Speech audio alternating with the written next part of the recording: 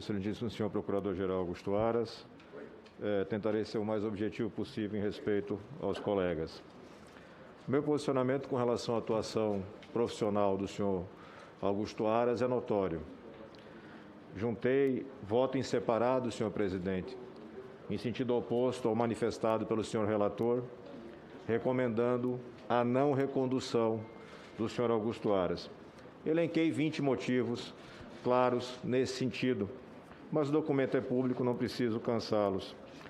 Como também já foi mencionado nessa nossa sessão, apresentei junto ao STF, na companhia do senador Fabiano Contarato, notícia no sentido do possível cometimento de crime de prevaricação por parte do senhor Procurador-Geral da República, Antônio Augusto Aras. Mas é importante registrar, senhor presidente, colega Ariovisto, que essa não é uma opinião isolada política do senador Alessandro ou do senador Fabiano. A Comissão Arnes também apresentou notícia no mesmo sentido. Um grupo de subprocuradores do MPF,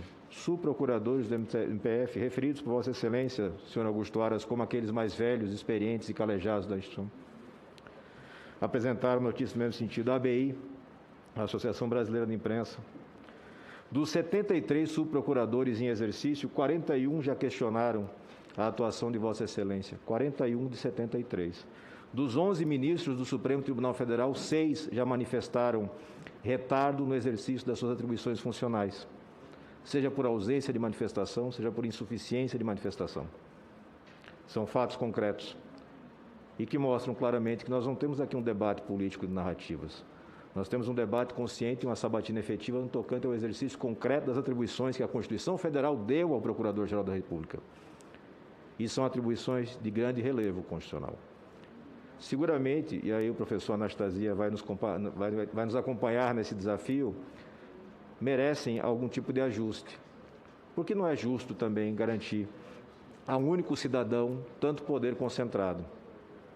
A impossibilidade de recorrer das decisões de Vossa Excelência acaba impondo um peso excessivo. E exemplifico.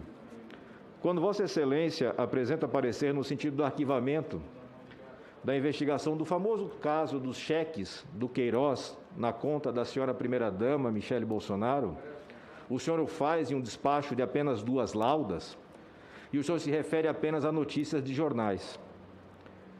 Importante registrar que, nesse caso, o presidente da República, Jair Bolsonaro, reconhece que os depósitos eram referentes a valores a ele devidos, ao presidente da República. Investigação que tramita já há longo tempo e que apura um possível caso de peculato, na modalidade de apropriação de recursos, na chamada rachadinha, que tem um apelido engraçado, mas que é crime, é desvio de dinheiro público.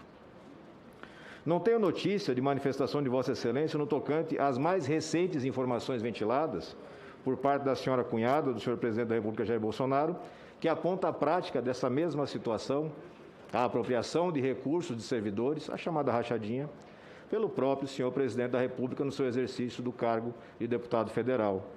Nenhuma manifestação de Vossa Excelência nesse sentido. O ministro Alexandre de Moraes, em despacho monocrático, enfrentou a questão da prevaricação, da suposta prevaricação, atribuída a Vossa Excelência. O colega Fabiano Contarato, claro, já demonstrou claramente que a própria jurisprudência do Supremo aponta da impossibilidade desse tipo de rejeição monocrática, mas, de toda sorte, assim o fez o ministro Alexandre de Moraes. Eu me sirvo da própria decisão, do próprio despacho do ministro Alexandre, para definir para aqueles que nos acompanham do que a gente está tratando. O tipo penal previsto no artigo 319 do Código descreve 3 condutas penalmente relevantes ao tratar de prevaricação: retardar indevidamente ato de ofício, ou seja, atrasar, procrastinar, delongar; deixar de praticar indevidamente ato de ofício, omissão, abstenção, ou praticar ato contra a disposição expressa da lei. Em todos os casos, sublinha o ministro Alexandre de Moraes, é necessário que o funcionário tenha atribuição para a prática do ato, uma vez que, se o ato for retardado, omitido ou praticado, mas não ser de sua competência, não podemos considerar isso prevaricação. E ele vai mais adiante e aí negrita: o traço marcante do crime de prevaricação consiste no fato de que o funcionário retarda, deixa de praticar o ato de ofício ou pratica contrariamente à disposição expressa da lei para, abre aspas, satisfazer interesse ou sentimento pessoal. E aí ele cita inúmeros precedentes da Corte. Ministro Barroso, Toffoli, Marco Aurélio, Carlos Brito, enfim, uma infinidade. Ministro Ilmar Galvão, e aí começo a citar, remansosa a jurisprudência do Supremo Tribunal Federal no sentido de ser indispensável a configuração do delito de prevaricação, a demonstração concreta do interesse ou sentimento pessoal que teria movido o agente público, sem o que é atípica a conduta. O mestre Heleno Fragoso, também citado pelo senhor ministro Alexandre de Moraes, vai mais a fundo. O interesse pessoal pode ser de qualquer espécie, patrimonial, material ou moral. O sentimento pessoal diz com a afetividade do agente em relação às pessoas ou fatos a que se refere a ação a ser praticada, e pode ser representado pelo ódio, pela afeição, pela benevolência, etc. A eventual nobreza dos sentimentos ou altruísmo dos motivos determinantes são indiferentes para a configuração do crime, embora possam influir na medição da pena. Está em Lições de Direito Penal, volume 2º, página 426. E, por fim, o ministro Alexandre de Moraes vai e cita Nelson Hungria, no que ele chama de considerações muito atuais sobre o tema. O interesse pessoal pode ser de natureza material, patrimonial, ou moral. Este último pode ser identificado até mesmo no caso em que o funcionário trai o seu dever por comodismo, ou para cair nas boas graças de César, ou assegurar-se de aura popular como Pilatos, em cuja clássica bacia ainda hoje, desgraçadamente, muitas mãos se lavam do sangue dos justos. Por sentimento pessoal, entende-se afeição, simpatia, dedicação, benevolência, caridade, ódio, parcialidade, despeito, desejo de vingança, paixão política, o desprazer da prepotência, do mandonismo, a subserviência, o receio de molestar os poderosos.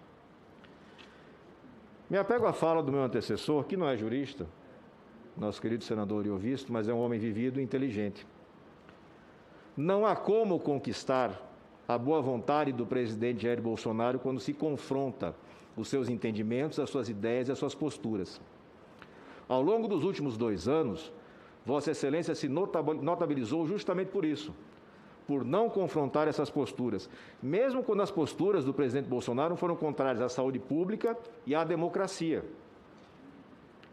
É essa, essencialmente, e não qualquer outra razão pela qual não é possível conceder a Vossa Excelência o voto pela recondução.